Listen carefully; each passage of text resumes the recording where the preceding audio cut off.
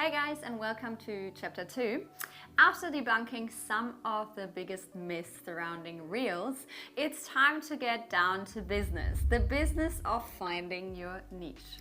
Some of you might already know exactly where they belong and what their perfect niche is, but there might be some others that are still wondering how to choose from all the things that they love or know to do and turn them into their niche. Or maybe you just haven't discovered your superpower yet. That's okay. But don't worry, that's what this chapter here is for. Together we will tackle this topic step by step, and by the end of it, we are sure that you will have a better idea on how to find your perfect niche. For this chapter, you will find the worksheet to download in the bonus materials section. We encourage you to view this chapter as a mini workshop and to do the tasks we have set for you while watching this video. Alright, to get started, let's look at what it actually means to find your niche and why it is so important. What does finding your niche exactly mean? And why does it matter, Raquel? Finding your niche means figuring out what drives you and makes you excited to get out of bed in the morning. The perfect niche for you is one that provides you with inspiration and also provides your followers inspiration and, of course, a lot of value. If you get bored with a particular subject, you probably won't stick with it. If it's not interesting to you, it probably won't be interesting to someone else when it comes from you. Your followers won't feel like your passion and excitement for whatever it is you are sharing. Have you ever had that teacher that would teach you a subject without any passion? I definitely did. Even though the topic might have been interesting, you just dreaded going into that class because it was so boring. Well, it is the same with your Reels. If you're not passionate and you do not transmit an excited vibe around the topic you want to discuss, people will not want to watch your videos. That's why it's so important to find a niche that you are truly passionate about. For us, this was travel. We would travel the world and share this passion. Even if no one was watching, people could feel this passion, and over time we captured the attentions of thousands and millions of people worldwide. When we speak of niche, we aren't actually talking about fashion and travel or, let's say, sports. These are actually categories. We are talking about a more specific audience like vintage street style or luxury travel and tourism or female fitness and weight loss. Each group has a unique set of needs and can be a part of a larger market. When you're finding what drives you, you're niching down, that's how it's called, to a small, well-defined segment of an industry that allows you to offer highly curated videos to this specific group of people. For example, we are obviously in the travel category. When we started on Instagram, we knew from the beginning that we wanted to focus on traveling the world, as this was something that we have always been super passionate about. Now, the thing is, there are many types of travelers out there. You have traveling on a budget, you have luxury travelers, eco travelers, adventurous travelers, and so on. So to really define what we are doing, we could say something that we are in the niche of travel couples staying at luxury hotels around the world with a clear focus on summer destinations. I like it. As our target, it is normal that we attract people that are more or less the same age group as us, and with the things we post and talk about, we created a community that shares the same passion and interest for traveling. We created a community of people that love summer like we do, the sun and the beach, and also enjoy staying at really nice hotels, and particularly we niche down to couples. Imagine if in the beginning we posted some fashion, some travel, some beauty, I don't know, a bit of sport or nutrition, and never committed to one niche. Our followers wouldn't know what they were following us for. And now that we are an established account with loyal followers, we have the opportunity to branch out into different niches, but for any account just getting started, we would not recommend this at all. And in my case, I am obviously a fashion influencer at first glance, but if I were to really define my niche, I would say I'm in the high fashion space, mixing both wow and casual location, but always with extravagant and colorful styles. This said, I love to create dynamic and creative reels, focusing on fresh and unexpected ideas, but always still focus on the fashion aspect, of course, and that is what can differentiate me on the platform. Within the fashion creative space, there's so many different content types that you can discover and work around, from educational get ready with me's to showing fashion trends and newest it items, and then of course from luxury to high street fashion. The main important thing is that you focus on something that is in line with your passion, that you love and that you can constantly do. Having a niche means having a clear focus on who your ideal target customer is and aligning your content to match it. The more niche you are, the more niche your audience will be. The more valuable you will be to them, and the more valuable your audience will be to you. Finding your niche really means finding your why. When you figure out your niche, the thing that drives you, you appeal to your audience in a more meaningful way. Having a niche actually allows you to more quickly position yourself as an authority and expert right from the start, while building credibility amongst the competition. You will be able to grow your skills and grow your knowledge in this area instead of just being okay in many areas. Let's look at another example of how a defining specific niche can help you. Imagine you search online for a vegan cheesecake recipe and stumble upon someone's reel where they show their favorite vegan cheesecake recipe. Now you look through the rest of their page and take a look at their other content. You realize then that they share even more great recipes that are all vegan friendly. Chances are that you will then end up following them, as this is something that you are truly interested in at the moment, at least. Now imagine that instead of sharing other vegan recipes, they also post about skincare routines, animals, or motherhood. You will probably not invest more time into their profile as they are too diverse. If you talk about too many different things, people won't know what they stand for and you won't be able to gain dedicated followers. This point is especially important when you have a viral video. If one of your videos goes viral and your niche is defined, you will capitalize on the extra reach and gain a lot of followers. If you get a viral video and it's hard to know what you stand for when someone comes to your page, you can get 1 million views and only grow 100 followers. Now, do you need to have a niche to become successful? Not really. But will a niche help you position yourself better and help you build a business for specific needs? Definitely yes. And especially in the beginning when you are still trying to grow, it is powerful to position yourself clearly to establish authority right from the start and also to grow faster. But that is not all. Having a niche makes it easier for you to get noticed on social media. All social media algorithms, including that one on Instagram, are focused on identifying profiles' audiences. And no, finding your niche doesn't limit you. Niching down doesn't mean that you have less to talk about. You are simply giving people the information and content that they are actually looking for.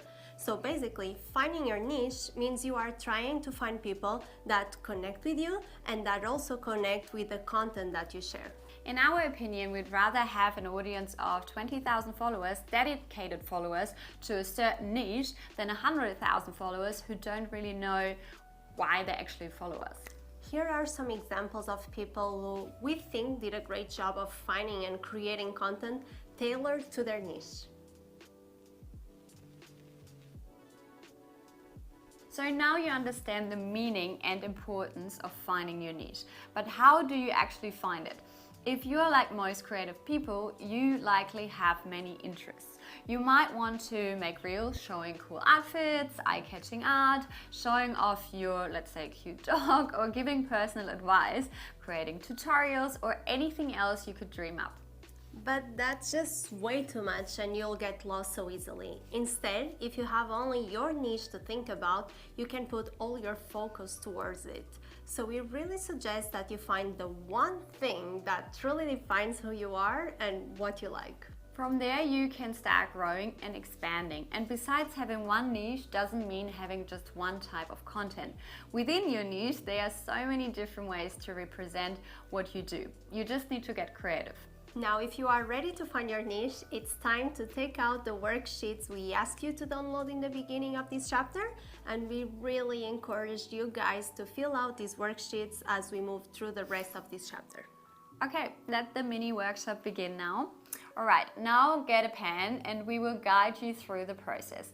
As you work through these questions and mind maps, try not to overthink them. Set a timer and write what comes to your mind. Often the ideas that come to us most easily are the ones we feel most excited about. So trust those initial ideas. Finding your niche is about planting seeds. As you move through the course, you'll be able to water those seeds and see what blooms.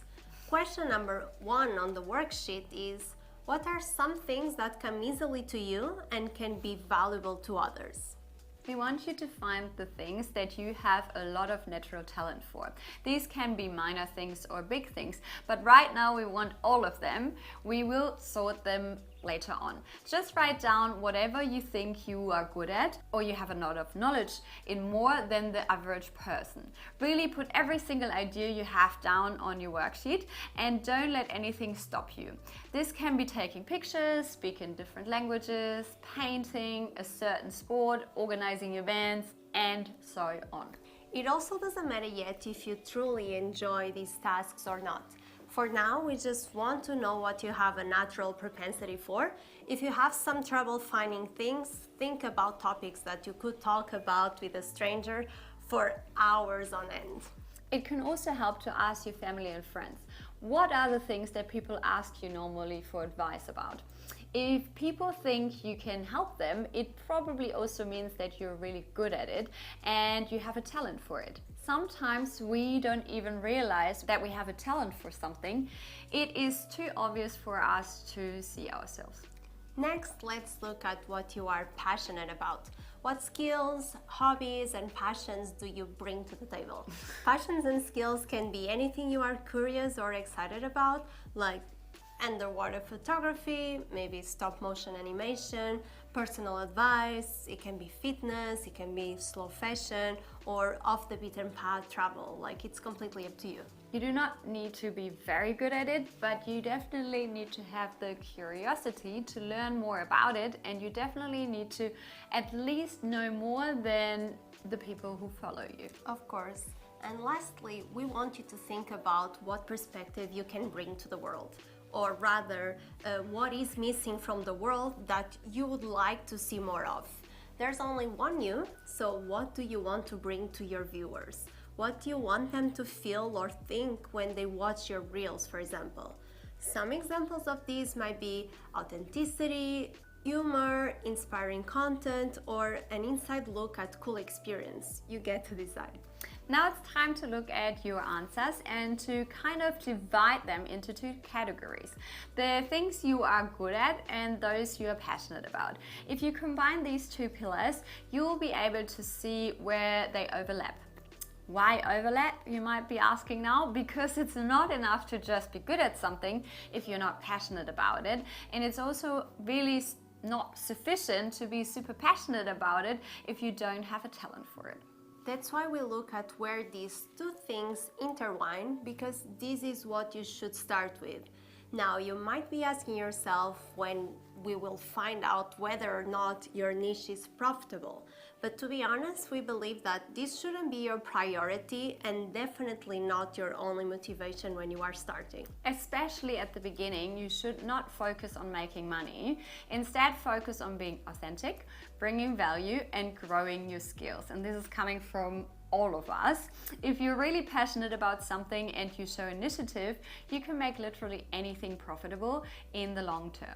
Yes, indeed. For example, in my case, during the first 2 years of creating full-time, we really prioritized building a strong community, improving constantly the quality of our content, and really to finding my own style above anything else. And we were very, very selective in the brands that we worked with and the campaigns we accepted. We basically didn't think about brand deals at the beginning. I just wanted to have this creative outlet and share my outfit with the world. Since focusing on Reels, I started to grow exponentially, and the more we found our own style and the uniqueness, the more engaged my community became. So the more brands started to reach out and wanted to work with me. Since then, I have had the chance to attend fashion weeks, and I have met and collaborated with some super incredible people, like supermodel Coco Rocha, for example. I got interviewed by Vogue for one of their YouTube series, and I worked with some of the most amazing brands that I have dreamed of since I was a little girl. I would have never believed in a million years that this would be possible when I first started. But by really prioritizing the creation of creative and surprising content within my niche, I was able to build an amazing following and a career that my team can live from now. And that gives me so much satisfaction. Now, there are some niches that are more profitable than others. It is, for example, more likely to gain money in the beauty industry than it is in the travel industry, for instance. Let me talk about this a bit more in detail. If you think about the beauty industry or also the fashion industry, there's a lot of demand. Every single girl uses a certain amount of beauty products, and every single girl also wears clothes, but not Same as guys, every single guy exactly. also wears clothes. But going to Thailand, not everyone will be interested to go to Thailand this year. So it really depends on the demand. And also, if we, let's say, work with our agency, we have so many different beauty products or also fashion products that we can promote, but there are only a certain amount of hotels, let's say in Germany. So the fashion industry and the beauty industry are some of the biggest industries, and of course you get paid more than, let's say, travel, like we explained here. However, just because it's more or less likely doesn't mean that this is a guaranteed outcome, of course. There's also always a certain amount of luck involved that you just can't predict, but we think that if you find a niche that you are good at and genuinely passionate about, you will find a way to make it profitable, and it will give you a life you love to live. Nevertheless, we left some questions on the worksheet which will help you to see whether or not your niche could be viable, but again, don't focus too much on it, especially in the beginning. Alright guys, to finish this chapter we have collected some amazing free tools that help you understand your niche audience and your competitors better as well. They will help you to discover main demographics, locations, age groups, and other factors to better determine your audience. You can find out what people are actually looking for, key trends that impact your niche, or check how engaged the communities in your niche are. All these tools are linked down in the description box, so make sure you check it. The keyword tool is a great tool along with the Google Keyword Planner.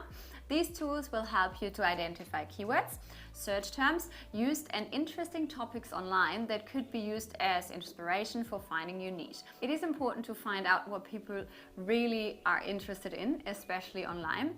If you search for terms that could describe your niche and then you find that those keywords are very popular, you know you have an interesting niche. And same goes on the opposite side. If no one is searching the terms that you describe your niche, maybe think about adjusting the niche to something more popular. If you want to discover what people are currently interested in right now or what they are asking about through specific keywords, you will love the platform called Answer the Public. Just enter a topic, a brand or a product, it can be anything, and you will learn what people are searching for. It's a great way to get ideas for your next reels as well. Google Trends and Quora are wonderful resources too for understanding what people are curious about and what is trending and relevant right now. And lastly, Niche Hacks is a cool resource with over 2,500 different profitable niches for those who need more inspiration. And there you have it. Finding your niche does not mean you have to put yourself in a box for a specific thing. It means you get to create your own box and invite other people to join you in your box. So let us know what you come up with in our Facebook community group, and we will see you in the next chapter. Also, big reminder, if you already have a niche but you're not sure anymore, this chapter and the exercises are really important for you as well, because it does not mean that you can never change your niche. We could also be changing our niche, and yeah, that's it. See you very soon.